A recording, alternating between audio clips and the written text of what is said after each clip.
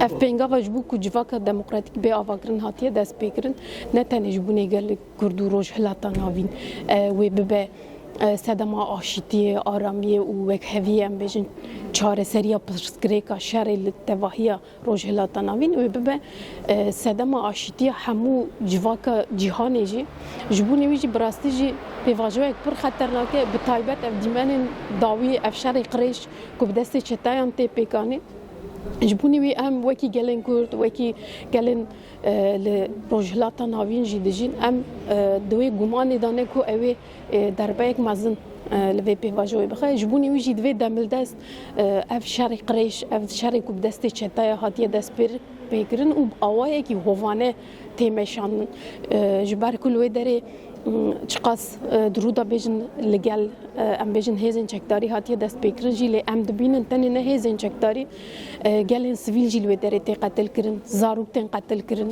ev dîmenên dawî ketin medya civakî medya dijîtal em bêjin ne civakî bi rastî jî mirov dema dibîne mirov ji mirovatiya xwe fedî dike ji ber ku di ti ehlaqî şer da li ti deverekî cîhanê ev tişt nayîne qebûl kirin û yek sûcekî yek gunehekî ew gelên li wê derê ku tên qetil kirin bi awayekî hovane di ji mirovahî heye ew jî kurdbûna wan e ew kesên ku bi tekbîra wan gelan dikujin wan qetil dikin bihêle bi awayekî sax miriyan jî di avahiya da davêjin şehîdan di avahiya da davêjin bi rastî xetereya herî mezin ya li ser hemû civakê ne divê demildest ev şerê qirêj bê sekinandin ez xwazim li vê derê bangawaziyek jî bikim wekî dayîkeka Kurd wekî jineka Kurd wekî ferdekî Kurd wekî mirovekî bangawaziyê li hemû cîhanê dikim li hemû rewşenbîr nivîskar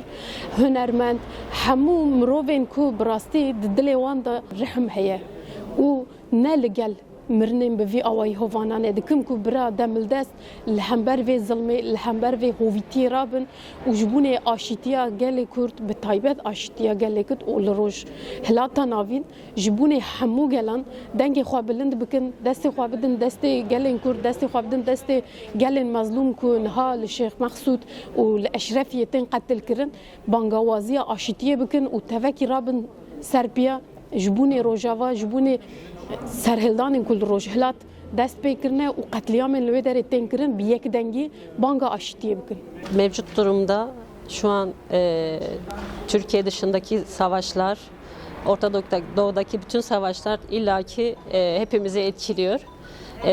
Biz Kürt halkının bulunduğu diğer 4 parçayı da bir bütün olarak görüyoruz. Hepimizi etkiliyor ve yerinde gereken cevabı vermek için elimizden geleni yapıyoruz.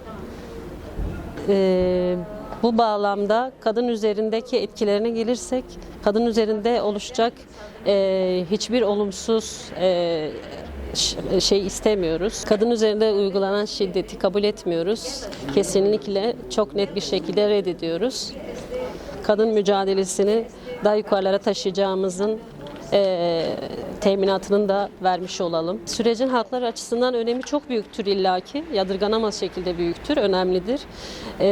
Bu bağlamda sürece olumsuz bir şekilde yaklaşan hiçbir kimseyi, hiçbir gücü, hiçbir devleti halk asla kabul etmeyecektir, benimsemeyecektir.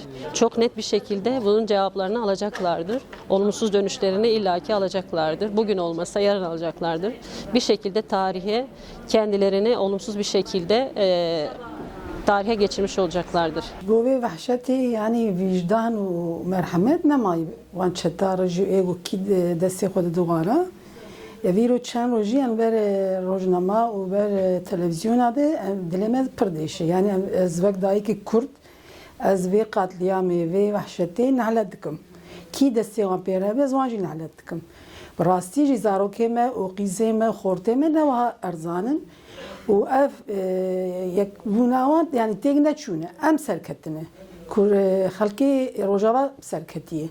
Tijarî em têk narin em pijwan jî bernadin em destekê didin wan wan buwaran yani dilê xwe bi canê xwe çî me hebe em vê qetliyamê tijarî jî qebûl nakim yani ne tişkî însanetî ye Ego bez insan ve ne hiç kes kabul neke. Tişki rasti emero yani şahsi fikram ez bejim.